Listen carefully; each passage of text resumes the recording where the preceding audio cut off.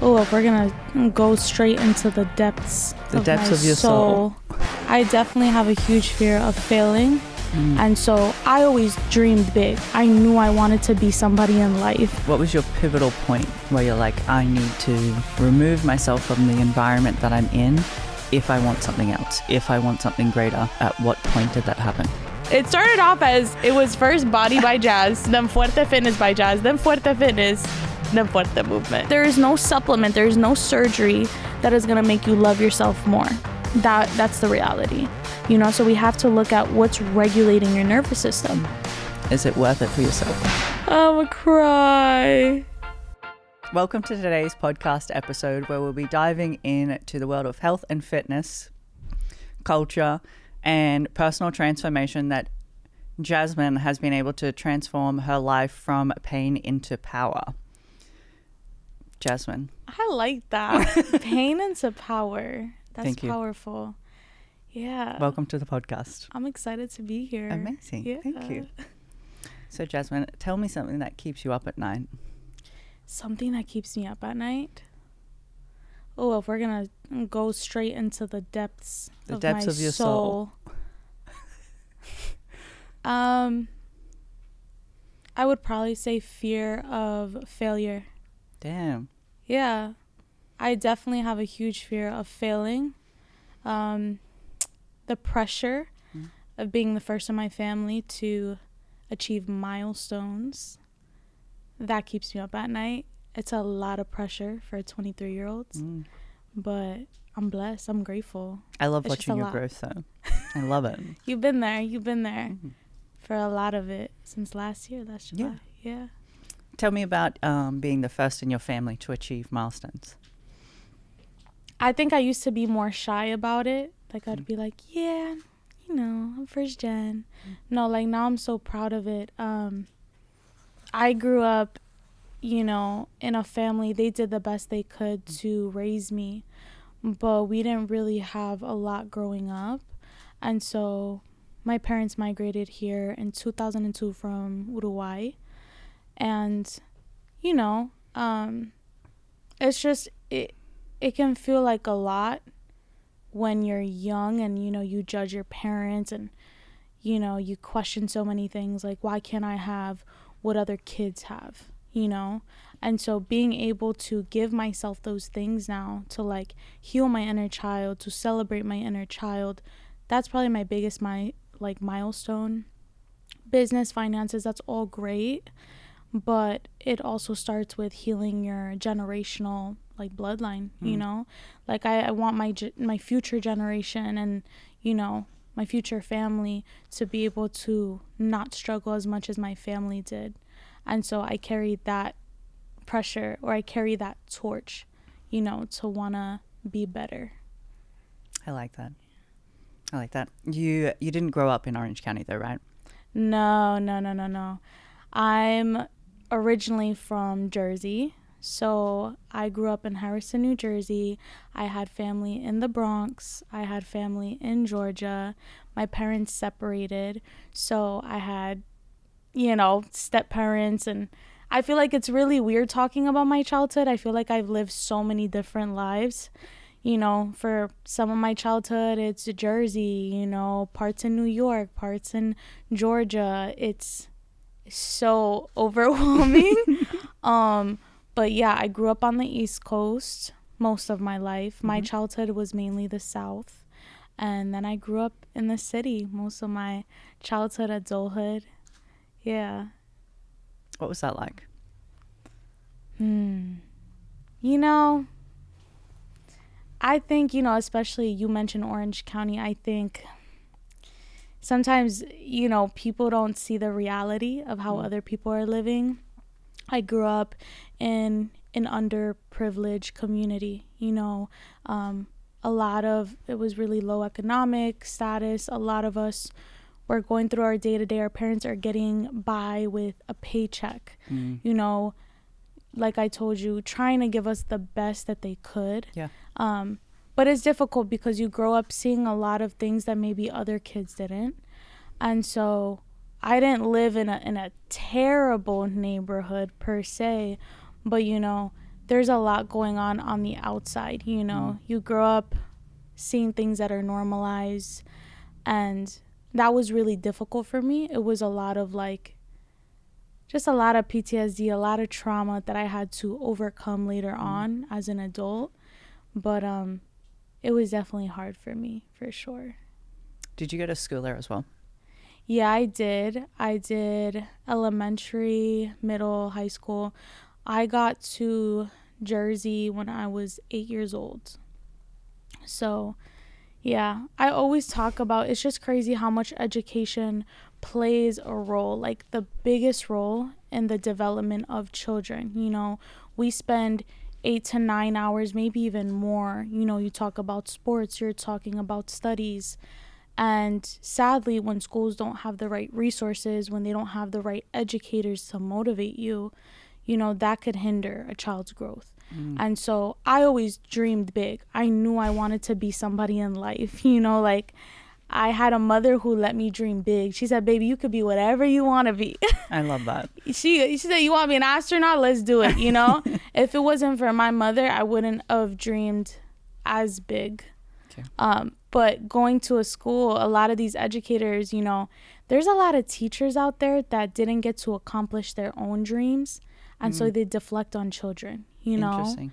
And so I grew up with having these big dreams like, I want to live in California and I want to be an entrepreneur and I wanted to do so much.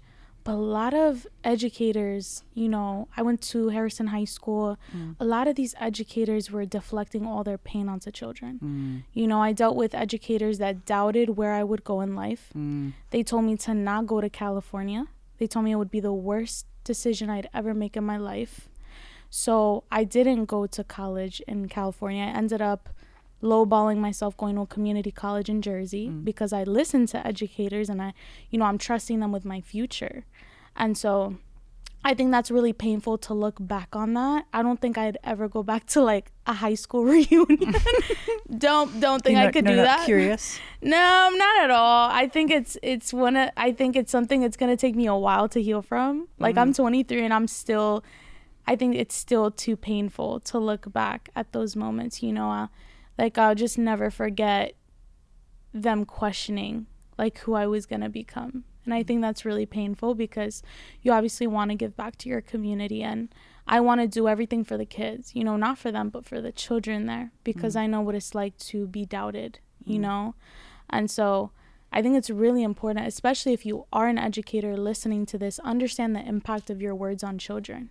You know, you can build up a child or you can destroy them with your words.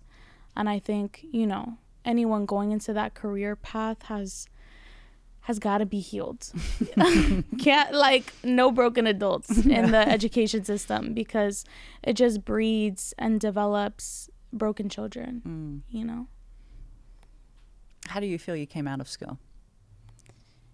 When I came out of high school? Like, if, like experiencing that level of doubt or in how you grew up and where you grew up, how do you feel like it impacted you when you came out of school? So that school at the time was, I think it was like 34% college readiness. Damn. Like across the board or for yourself? For that school. Damn. On average. Damn. They were preparing children 34% for college. So when I left high school, you know, I only went to school with 600 people. That was it. My class, 120. Damn. You knew everybody. Yeah. You know, when you get out of that, it's kind of like a shock. You're kind of like, oh, what do they call that? It's like small fish or small pond. Big, like it was just like this huge gap of like, I'm coming from this small, you know, they foster this energy towards children and then you leave that and you're like, oh, there's a world out here now. What do I do? What do I do? Yeah. I don't know how to, again, underprivileged communities are not taught. We're not taught what a trust fund is. We're not taught like savings. You take a financial literacy class when you're 16 years old. By the time you're leaving, you're 18. you're like, how do I write a check? How do I open up a credit card? Finances are everything in the United States. So I left and I was like, I know I want to take care of my family and make money. I have no idea what to do. So I thought college was the way out. And so I went to community college. I got my associates in sociology. And that was a ride in and of itself. I was not mentally prepared to be going to college. I think I just had such a drive and I wanted to do good in the world. And that's what helped. But I always had that doubt and like insecurity in myself of not being enough or good enough. And so those 2 years, you know, we dealt with COVID. So I didn't really get to go to college. You know, you're not on a college campus. It's a building, most community colleges. So I didn't, you know, I never felt good enough because I was like, damn, I don't get to experience college how other people get to experience it. It's like, I have to go to, it felt like I was still going for an experience. Yeah, like I was like, I want to go to a college football game. Okay. I want to like, you know, I want to go to a campus and be like, you know, acting like the main character. you know those like movies. You're like, wow, like, no, my community college was like in Jersey City on a corner. Bunch of like homeless. It was like crackheads everywhere. I was like, well, this is my college experience. We're gonna make the best out of it. And I made the best out of it. But you know, again, you're dealing with just seeing like violence everywhere. We had like an active shooter one semester. A guy jumped off a building another semester. We're talking like extreme stuff, and you're just expected to like, well, you gotta graduate college. There's no mental health support. It's just like, you get through it. Survival mode. Keep going. Nobody cares. Nobody's going to stop for you. Nobody's going to wipe your tears. And so going out of high school, right, you're dealing with like heartless adults. You're still breeding in the same environment. And you're like, damn, like everybody's so cold. I guess this is my life. So I got super guarded in my like early like 20s. I'm still in my early 20s. Yeah, I was like, you're still there. Still got, you know, the soul of a 30-year-old. Yeah. And so I got really guarded. And I was just like, well, what's the point of being so good-hearted and lighthearted and open with people? And so I just had that guard of surviving. I'm going to go to work. I'm going to go to school, do what I have to do. And I thought that would be my ticket to like helping my family out. You know, what was your pivotal point where you're like, I need to remove myself from the environment that I'm in if I want something else, if I want something greater? At what point did that happen? It was February of 2021. No, 2022. I love that you remember the date. I literally remember it was I remember. Okay. February 1st, 2022. I was sitting in my bathtub. Sounds so dramatic. Sitting in my bathtub, and I had this thing that I would do. I would like make like a hot bath, and I would kind of ground myself in water. Like water is super grounding for me. The ocean, rivers. And so I would kind of visualize the water being like the ocean. Yeah. And so I would tell myself, like, one day you're going to live by the beach. You're going to do it. I always had this yearning desire to be next to the ocean. Like, me and the ocean, we like this, you know? And I would tell myself, I'm going to live in the ocean. Mind you, this was some, like, little raggedy apartment, you know, 4-bedroom. I'm roommating with like 3 people. Hey, yo, open up. Like, we ain't got time for all this. Like, we're trying to use the bathroom. You're visualizing in the bathtub. I got 15 minutes in the bathroom. What are we going to do? So, you know, and I'm like super, super emotional.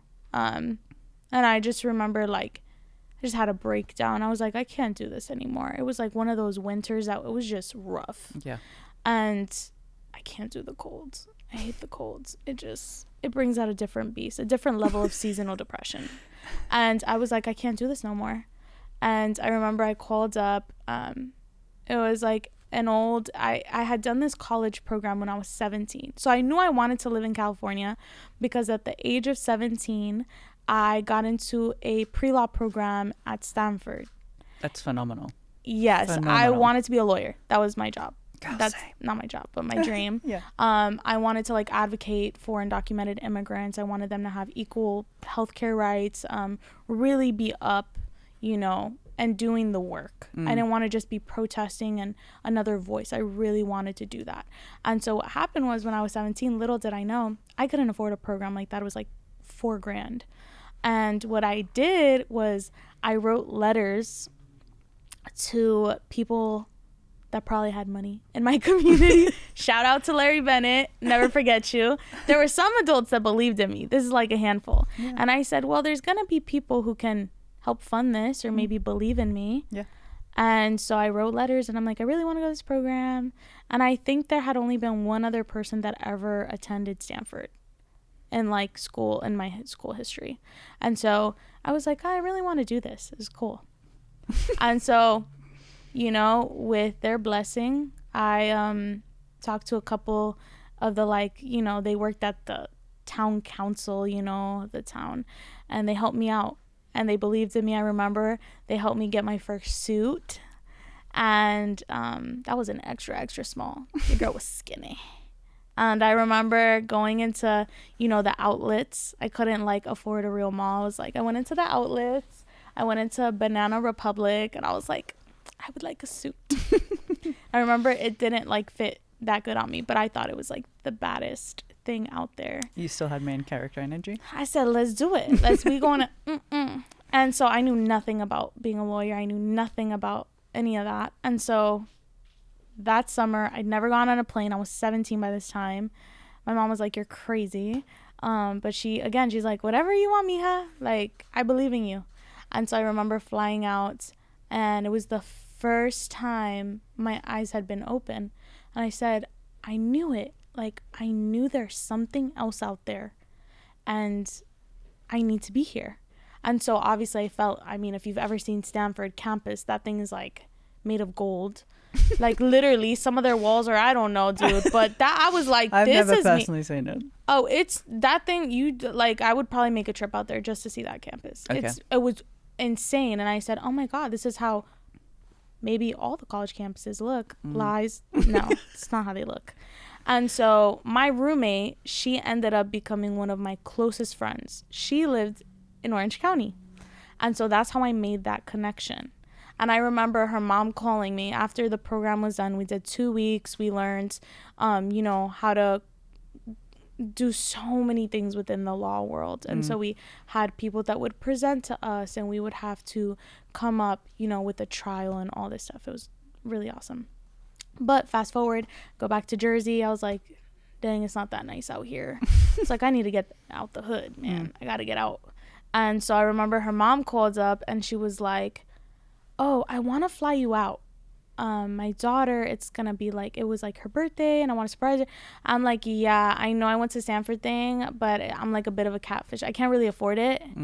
I had, you know, and I was never embarrassed. I was just like, this is the reality, you know? And she was like, I'll fly you out. I'm like, wait a damn minute. Rewind.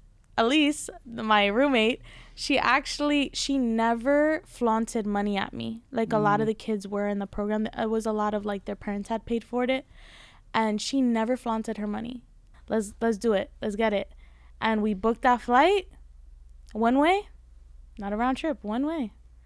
And I sold everything, packed my bags, my cat at the time, packed everything. I told my family I was leaving. My mom actually migrated around the same age that I did from Uruguay to the U.S. She said, mija, you're going to be okay. Vas a estar bien. If I migrated from Uruguay to U.S., you can do New Jersey to California. I was like, thanks, Ma. Thank you. Tough love. I love her. But yeah, and that's when like everything started for me in OC. It was really hard though, for sure. But that was my turning point. I said I had this burning desire. I said, I'm going to do it. I'm going to do it. So you leave New Jersey and you move across the country, essentially, and you start to rebuild here. And that's when, I hope I don't butcher your business name, but it's Fortitude? Fuerte? Come on, okay, Jazmin. Okay, fuerte? Forte? Fuer. I I am not, and I need to learn how to speak so many Australians be struggling. They be struggling with the R, the rolling of the R. You guys don't really use that one, no. No, like R. R. Oh, you really R? This is gonna be so great. You can say fuerte. Fuerte. That was a little better. Yeah, like all right. Fuerte movement. Yeah, that's where we started that. It started off as it was first Body by Jazz, then Fuerte Fitness by Jazz, then Fuerte Fitness, then Fuerte Movement. Took out the jazz.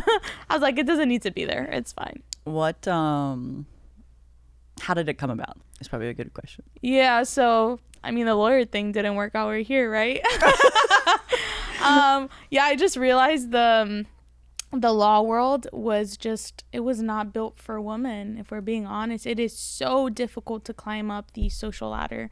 And I just said, I'm just not one of those. Well, right. And I respect women who can do it and put up with it, you know, but there's so much within that. And so we're in a society's built for a man, so we're in a man's world. You play the man's game. Yeah, and I'm too stubborn for that. I said, you're not going to tell me. I ain't got time for that. I don't like when people tell me what to do, and that is why I work for myself now. Terrible. Join the club. There are so many. I mean, shout out to all the jobs that put up with me and then fired me, or maybe I quit. I couldn't do it. I can't do it when people start bossing me around. I'm like, you know, maybe it's just that leadership ability. I don't know. I would like gaslight myself. I'd be like, it's not you, Jazz. It's not. It's them. It's totally them. Like a bad breakup. It's not you. I'm sorry. Yeah, it's not you. It's them. Yeah, it's you. But yeah, so I realized I still wanted. So I'm a DACA student. Mm-hmm. So I came with my mom when I was 2. Mm-hmm. So DACA students, you know, undocumented students, we face a lot of barriers when it comes to healthcare. And so I noticed, like, damn, I can't afford a doctor's appointment. I can't afford a dentist appointment. I can't afford lab results and like getting my labs done. And so that was my spark for like being a lawyer, believe it or not. I was like, this should be accessible. This is basic quality healthcare. Yeah, the United States is probably one of the worst healthcare systems I've ever seen. Like, it's, I don't want to say disgusting, but it's pretty up there. Disgusting. Yeah, it's pretty it's up disgusting. There. Yeah. You know, a lot of people don't realize, you know, and again, coming from an underprivileged community to seeing a lot of privileged communities, I see that the access of healthcare is ridiculous. I mean, you can walk into a private clinic and get, you know, a really nice little bougie chair. You sit down, maybe it's seated, like warmed, like a warmed heater. up. Yeah, you know, the cots or the, you know, medical beds are like all like warm. You know, you sit down, you're okay, like I could be here all day, you know, talk to you nicely. No, that's not how it is in the hood. No, you know, we have to wait in a welfare clinic, bright lights, you know, nobody asks you if you're good. But is it good lighting? You walk. No, it's that like white light that like in your face, like, hello, you're here in a hospital. Yeah, it was just like, it was a lot, man. I just remember being like, why is this so awful? Like, I should be able to like just walk in, do my stuff, have someone who cares about me. Yeah. You can make accessible healthcare, but how are you going to ethically do it? And that was my burning desire. And so when I came out here, I was like, how can I still do that? I was a part of a grassroots organization called, wow, I don't even remember the name. But okay. I was a part of a grassroots organization in Jersey. And I remember we were working on this bill, and it was like for all kids, you know. And so we wanted to provide healthcare for all kids, regardless of your status. If you're undocumented or if you're legal, it shouldn't matter. You're a child. Yeah. You should be able to have that. And so that went through like 2 years ago. So shit. It went through. But at the time I was like, dang. So when I came out here, I was like, I still had that burning passion to do the same in Cali. Cali's a little more developed in that sense. But I got into the fitness thing because I was like, fitness is preventative medicine. It's literally exercising. I mean, we could go on and on about the research and the studies done on people who exercise and people who don't. Yes. And realistically, in the Latin community, that's not really pushed. You know, it's more like they do everything but work out. BBLs, What do people do? They go to Colombia or Mexico, right? Turkey now. Turkey. You know, Latin countries are known for doing surgeries, or, you know, you can take this fast acting supplement, which is basically like chia seeds. Like, who, you know, if you know any chupa panza, if you know, chupa panza is like stomach sucker. That's the name of the supplement. There's nothing that is What? Yeah. What? Stomach sucker. Like, that's literally the name of it in Spanish. Like, there is no supplement, there is no surgery that is going to make you love yourself more. That's the reality. And that was my turning point for when I was thinking of fuerte, which means strength in Spanish. I came about fuerte because I was like, there's no representation in the fitness industry in terms of Latinas. There was very few at the time. I started in 2019 documenting me overcoming depression through exercise. It was like I was like tired of medication. I was like, I need something that's natural and long term. And so that's how I got into the gym first and foremost. So I started with the content creation.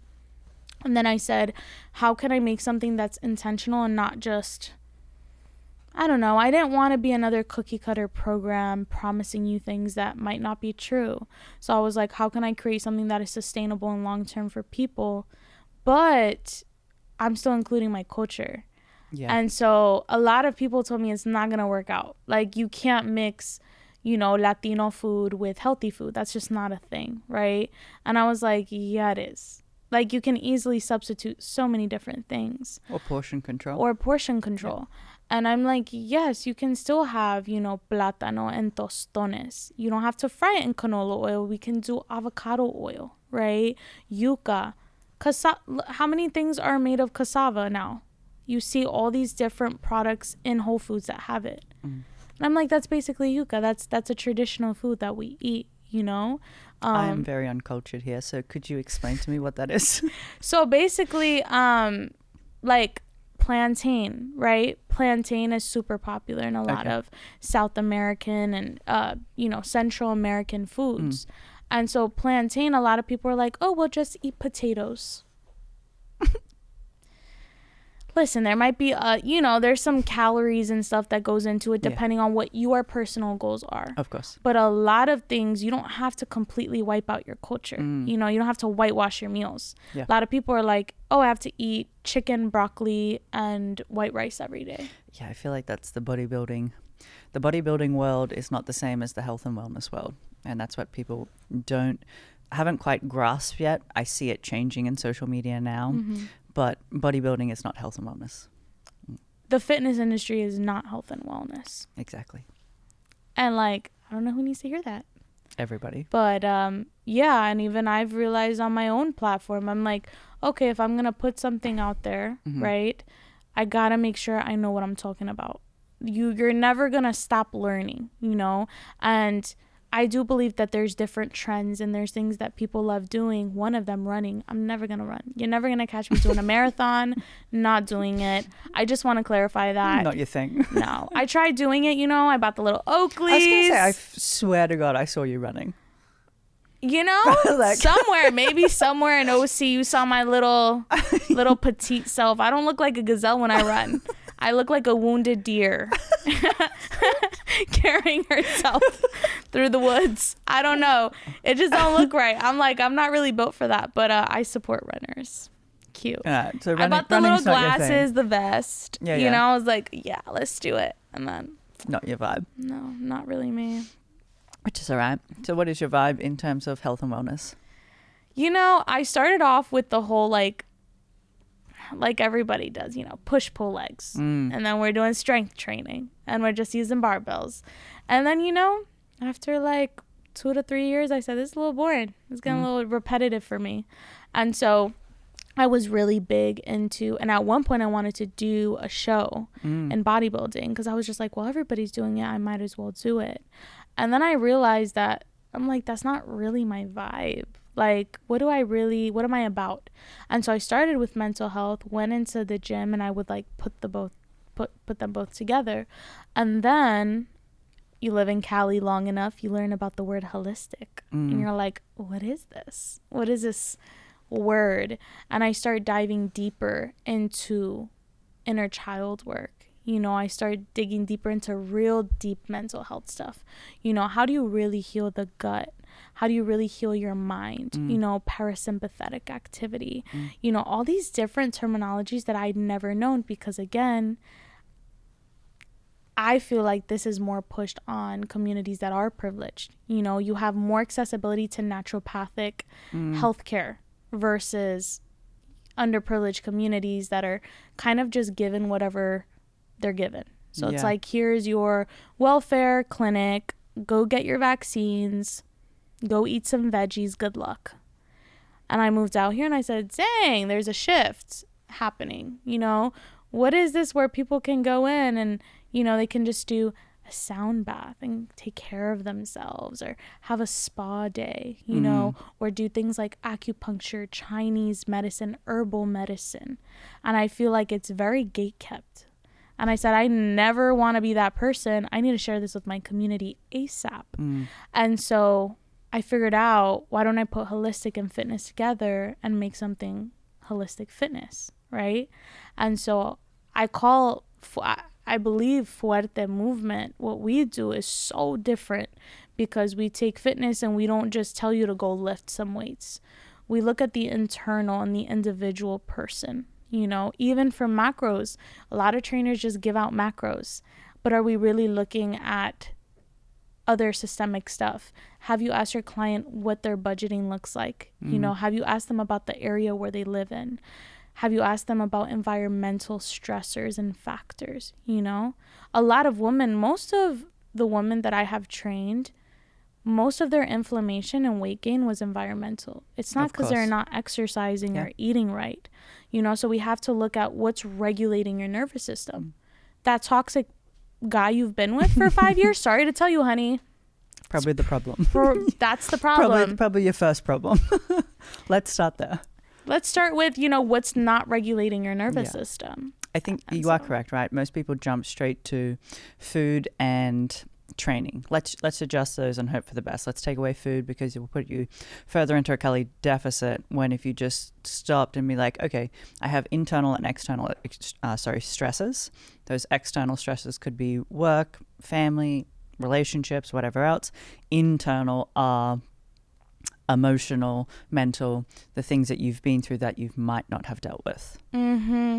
So it's like, you can tell me you're eating right and going to the gym, but I don't really, not that I don't care about those things, that's great, that's checking off. But again, if you're around toxic people, a toxic partner, this is coming from a girl who, my weight gain was a partner. I was in such a toxic relationship at the age of 20 that I put on 20 pounds in 3 months. It was insane. I thought, oh, well, I'm bulking, girl. We're Baby getting girl. thick. Yeah. We got a little too thick. Yeah, a partner can be make or break for you. Do you believe we have control in that? I believe we do. I think everything is a choice. Now, this does not go for domestic violence victims. No, most definitely not. I will, to clarify that. I think there's different levels of abuse. There's different levels of trauma. I agree. And so being with a narcissist is a whole different ball game. That's a whole different, you know, I used to be the type of person to judge, and I always say don't judge because you will be put in that same position. You know, I used to be like, I don't understand why that girl keeps staying with that guy. Like, he's not good for her. Until I was put in that situation, I go, okay, this is a little harder than I thought. Okay, maybe I'm not going to judge. Yeah, it's very easy to point the finger and be like, oh, she should have just left, or he should have just left. And it's the chemical imbalance that happens in those situations that you're like, oh, I understand why that person did not leave. And I always say, that's what I always say, just don't judge anyone, because you're going to be put in that position. And that's why, you know, everything that we do at Fuerte is surrounded by mindful practice. So if you're lifting, you know, I love when people will send me videos of them lifting, because I like to see their breathing. A lot of people will hold in their breath. They don't breathe when they lift. I'm like, babe, the oxygen. You got to breathe. Just breathe. But a lot of people are holding on to that stress and tension, and we have to figure out how are we like releasing it. And so I would say movement is medicine. You're healing your body through movement. and I love it for that. But there's also other things. You can't expect to feel better mentally if you're not doing anything to help your mental health. Yeah, I agree. And so a lot of people, though, realistically, they don't have time. Like, I Do you think that's a priorities thing, though? I think that sometimes content creators, people who have time, entrepreneurs, I think sometimes, like, I think it's a little toxic to say, like, we all have the same 24 hours in our day. We don't. Priorities are big, though, still. You have the power to shift your environment in a way, Yes. you know? Yeah. But I also do believe, like, mothers, I could never understand motherhood because I'm not a mom. And that's a whole different ballgame. You're having to take care of little humans. They depend on you, you know? I have a dog. That's stressful enough, okay? Yeah. A child, I would probably go crazy. Same. I can't like see myself doing motherhood. I'm like, I'm good being a dog mom, but the kid thing is just no. It just can't be a thing. I vibe with being the cool auntie, and I'm okay with that. I'm like, yo, I'll be the like rich auntie in the corner giving the kids send presents. Yeah, I love visit it. occasionally. It's great. We can like have them for a little bit, but we get to give them back. Yeah, it's fantastic. You know, I can't do it. Yeah, and so I mean, I like to look at these different points, and so I bring on people on my team who are moms, because then they've dealt with, you know, prenatal, postnatal. They're able to deal with all that. I still have a hand in it, but when it comes to mom stuff, they need to feel seen and heard and empathized with, you know. But yeah, mindful practice is really important. But like I said, the average person, I mean, now we have to be realistic right now with the economy in the United States. We have to be real with like real stuff going on and not being out of touch. And so like I have a lot of clients who don't have time. So I like created this little game plan, right? And it's like the Fuerte 555 method. 15 minutes, 5 minutes of each thing. Literally. It takes you less than, 20 minutes to do. You want to do it over? Cool. But 5 minutes of breathing, 5 minutes of stretching, 5 minutes of journaling. Everybody can do it. You have 15 minutes in your morning, and if you don't, you have it at night. And so even this 15-minute practice has helped so many people. It's the most basic thing. Yeah, because it's intentional. But most people aren't doing it. They don't have that wire, that don't have that as wired. And then we have to think about social media, our phones, blue light addiction. So like, it's just, everything has changed so much. Yes, fitness, wellness is developing, but we're also developing so many other external issues with clients, and with everybody, In what way? I think, like I said, sometimes people are out of touch, where they're like, well, I just wake up in the morning and I do my little sunrise walk. And like, that's not the reality for a lot of people. Some people are working graveyard shifts, right? Some people aren't making enough to even buy groceries, right? Some people don't have access to a food bank, right? Some people only have access to a food bank. So maybe your meal prep program for them isn't working out. It's not going to cut it because it's not the resources they have that week. Yeah, it's like, that's what your reality is. It's not their reality. Yeah. And so, I mean, especially I think within everybody is turning into a fitness coach nowadays, right? And that's something that I always like try to preach on my platform. If you have clients, be real, don't be insensitive. And we're having, like I said, there's a lot of issues, and I mean, we could all focus on the bad, right? Of course, right? It's so easy to slip into the negative mindset of, I don't have this, I can't do that, whatever. But it takes a certain type of person to switch it to a positive. Exactly. It's all mindset and behavioral change. That's the hardest thing about training people or, creating like a fitness app. It's like, how do I actually get people not motivated but consistent, where they want to show up, where they have a goal they're looking forward to? And that's probably the hardest thing, the behavioral mindset. You know? Of course. Because so when you think of behavior, right, and somebody has a habit, that habit is a compound of something they consistently did over time. So if I'm trying to change that habit, it needs to be replaced with something else. And usually that habit that I'm, let's say, eating food, right?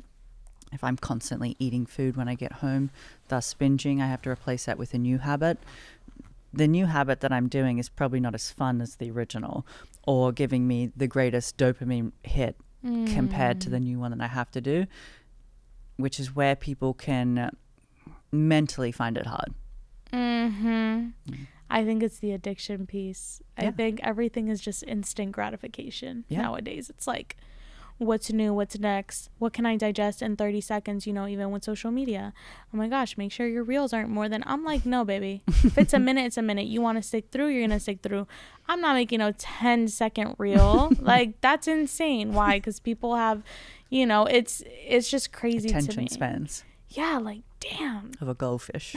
Yeah, like. They, you know, even in like, in a lot of these law classes, they taught us that like, the average IQ for like the jury is like that of like a 10-year-old. That's how easy it is to like trick them to pick a side. Interesting. I had no idea about that. Interesting. Yeah. I learned that when I was like 17. Like, that's really not good, but hey, you know? I always thought about law, like studying law. I think it would be a very interesting place to learn, but also develop. I think the legal system, I've always thought about in immigration, because it's a nightmare, especially coming into the United States. But yeah, that part. Yeah, criminal law too would be very interesting. Gosh, criminal law is so interesting. I always was like super into criminology. I think even sometimes I'm itching to just like say, F it, let me just do it. Go get like a law degree real quick on the side. We'll do it together. Yeah. I think you'd make a great lawyer. Yeah, my dad always told me that. Yeah, I feel like you're not driven by emotion. You're pretty logical when it comes to decision making. Very much so. Play a man's game. It's a man's world, you know. So what's next for you, Jazz? Oh, I think something really cool this year has been diving deeper into my faith. I think I've always been driven by spirituality, like heavy. But I feel like I've been more at peace this season in my life. There's been a lot of changes, like navigating being single, you know, having a lot of family changes and environmental, and moving into kind of like my dream space, really. All of that, it can feel like a lot. And so right now I think I'm just in a season of trusting God to be like just giving it to him. Yeah. And just knowing that he's going to make something good out of it. It's crazy because yesterday I was having like a really, really, really hard day. I don't know. I just woke up and I was like in this mood. And I'm really open with my online family. I've struggled with depression and anxiety since I was like about 18, like really heavy. And so sometimes I'll wake up in the morning and just have these really just consuming mornings. And I'm just like, wow, I just want to stay in bed all day. Don't want to do anything. And I literally was just like, let me just grab my Bible. Like, let me just open it. And like, I remember just praying, like, I'm just so tired today and kind of feel like giving up. It was one of those mornings, and like, I open it up. And it was like you may not understand what I'm doing now, but like you'll understand one day, you know. And just knowing that like everything that we're going through in our life, sometimes we don't understand it, we question it. And like you said, the pain in that moment is like, why would I ever be put through something like this? Like, why? And I've had those moments, especially with my upbringing, you know, not growing up a certain way or having certain parents present.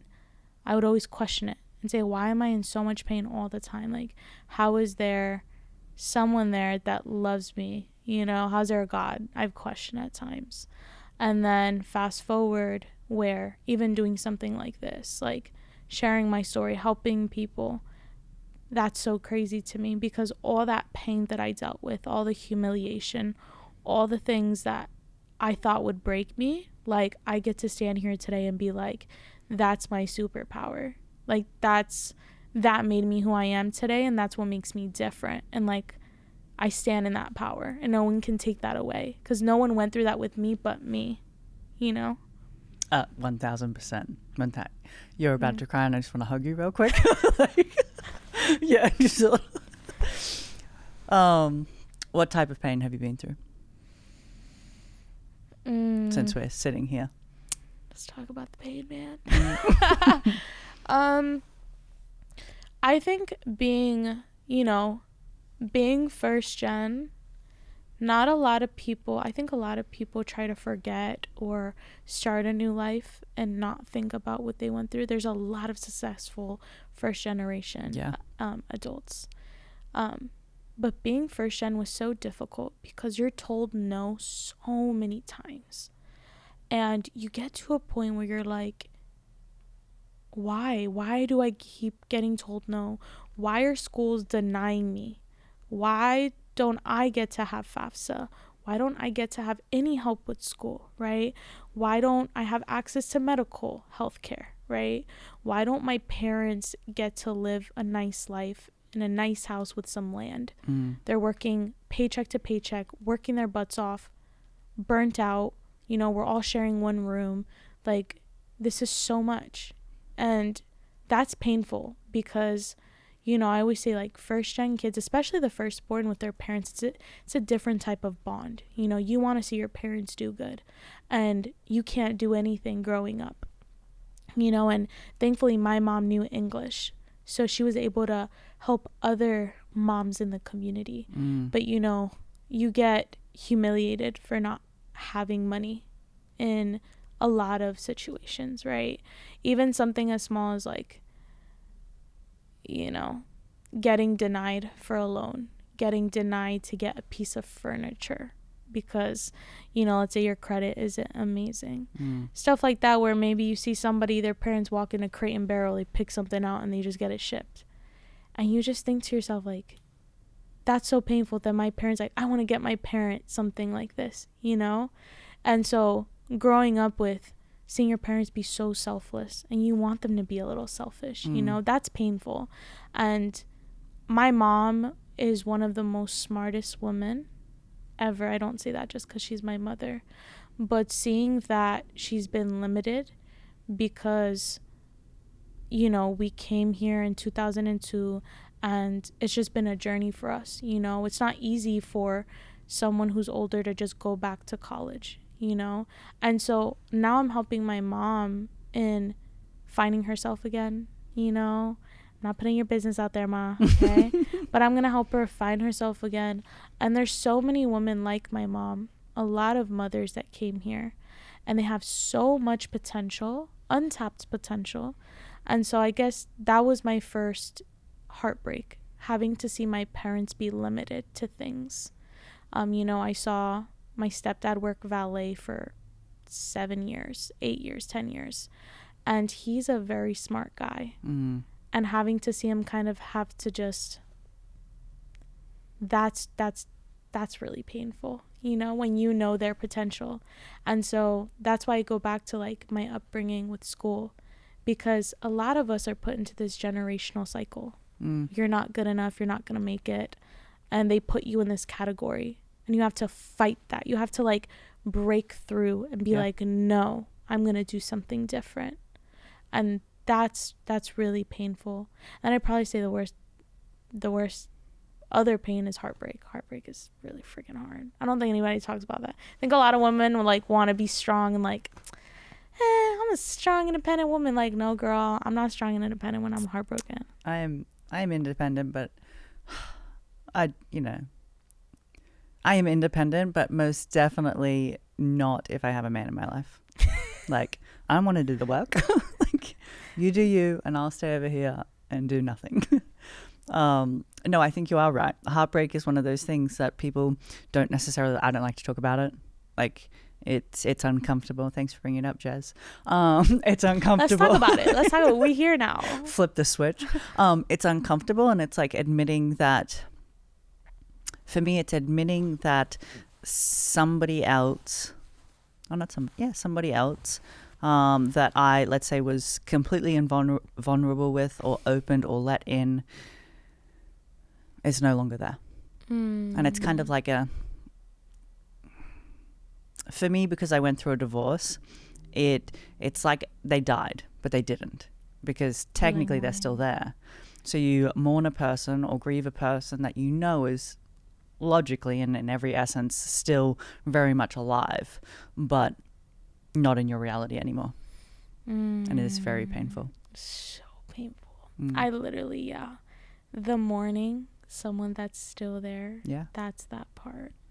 Like you feel so out of touch with reality because your reality isn't really the reality. You know, you have to adjust and make a new one. I'll never forget my first heartbreak. I was like 19 years old. I thought the guy was gonna be my husband. Don't we all? Jazz, like, please be so for real right now. The red flags were there. Please be for real. And I just remember getting home and literally that was like weeping, like someone had died. I remember my mom holding me. She definitely wanted that guy. But yeah, heartbreak, you feel it. I mean, I think it's been shown too. Like we do have little heartstrings that kind of break a little heart physically. I'm not going to lie. Like, you know, have you done like somatic healing? Yeah. Okay, so stuff is deep, man. A whole different ball game there when you talk of like types of therapy. But when I go through my work with my therapist and she tells me to identify a part within my body that I can feel it or whatever, when we're working specifically in the heart space and trying to open the heart space because of God knows why it's closed like this, I can definitely feel it, and it is hard. Yeah, I can't feel my heart. I think that one's the hardest one right now. Can't or don't want to? I don't want to. Yeah. I think when you've gone through enough stuff in your life, you know, you think you're open until, you know, people start digging deep. I'm like, don't go there. Don't go there. No. I think like definitely heart, throat, you know, communication. It's still taking me time, but I've developed my words. I can vocally communicate how I feel, which I'm so happy about. In the past, I could not verbalize my emotions. If I was sad, I just wanted to punch something, you know, like get so mad, and I couldn't understand why, and it would be so frustrating because I couldn't express myself, you know. And now, I mean, we're doing the inner work now, but that one's hard. Somatic is some deep stuff, man. It is, but it's so worth it, though. It's worth it. It is. And take this as you will. It is worth it. Leaning into opening that heart space again is one of the one of the most excruciating things you'll ever do. But from one person who's been through a lot of shit to another person who's also been through a lot of shit, it's worth it. I think I have to see the worth in it to do it. Well, let me ask you this. Is it worth it for yourself? Yeah. Come on, girl. Cut the cameras. Get off camera. That's what I had to ask myself. It's not about the people that, you know, might come in, because obviously opening yourself up in your heart space is that receiving. But it's also, is it worth it for me? You know what's crazy? I think it says a lot. Like when you're growing as a person, you start to realize that your reality is really shaped through your internal self, right? Most definitely. So it's like a lot of people are like, damn, I keep attracting like crappy guys. Why? The world around us is a reflection of the world within us. And every person that triggers us is a blessing or a present, if you will, for us to address something within us. So instead of getting angry, or, you know, if we get angry or be like, oh my God, that person was so mean to me, it was like, what about that comment did you take to heart? What about that comment was like, oh, I didn't like that? Yeah. There's your present. A lot of shadow work, for sure. You have to find that. I had to find that. Sometimes I think the biggest thing that I've learned now is like, when am I living through my trigger and when am I living through like the healed version of myself? Exactly. Because once I noticed that later on when I was honest with myself, like, did that person really do that? Or was I just triggered and living through the trigger? And my trigger could only see X or Y thing. And now the way I see it with just people overall, because we all experience heartbreak, betrayal, everyone goes through that. But the main thing I've learned is everyone is just an experience in our life. Like, there is no good person, there is no bad person. There's things that happen to us, but I think I've started looking at people as like, they only reflect what they feel inside. And so when people do me dirty, or I have to deal with certain people, I just realize they're already in pain with their own selves. I need to let it go. Yeah. Like, let it go. Yep. And letting it go is the hardest thing, especially now that you're bringing up somatic. It's the hardest when I have to get told that I have to let it go. It's the worst thing in the world. I know. I have problems with letting go. Just for a little bit. Just for a little bit. Jazz, for anyone that's listening, or the women I'm hoping that are listening, what is the 3 things that they can do to transform their pain into power? You hit me with a good one. I'd probably say, number 1, your test will be your testimony. So we're using word on words. I like this. Your test will be put into a testimony. So everything you're going through right now, yes, there's some pain points, but a lot of things are tests. You're being tested. If you ask God for patience, what is he going to do? Put you in situations that are going to make you impatient, and you're going to have to practice patience. So test into testimony. Number 2, I had this put together. Number 2,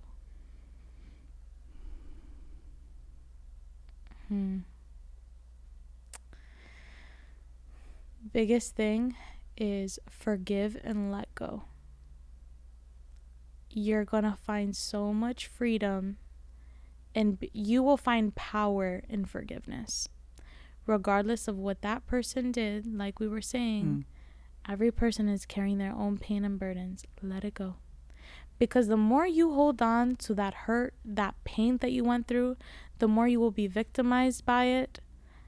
And the second thing is, I always say unforgiveness is like holding a burning brass. The only person you're burning is yourself. The other person is fine. They're living their best little life. So you can be bitter in the corner, victimizing yourself, or you can say, I'm gonna let it go and I'm gonna move forward. And then number 3, pa adelante y con fe, moving forward with faith. That is my biggest thing. I walk by faith. I don't walk by sight. Things may not look amazing in the moment. You need to walk by faith. You need to say, I don't know how it's going to happen, but it's going to happen somehow. How are we going to do it? I don't know yet, but I'm going to make a game plan and we'll get there. If you keep limiting yourself, and if you keep saying it's too risky, I can't do it, okay, you're just going to keep living the same lifestyle. Can't get far. So those are my 3 biggest points. I love it. Absolutely love it. Jazmin, thank you so much for coming. I don't want to leave. Not yet. You're like, I've got time. How much time we got left? Actually, I do have one more question for you. If you could tell your younger self anything, what would you say? Oh, this one's so good. I'm gonna cry. My therapist asked me this last week. That's what we're doing here. It's all right. Therapy.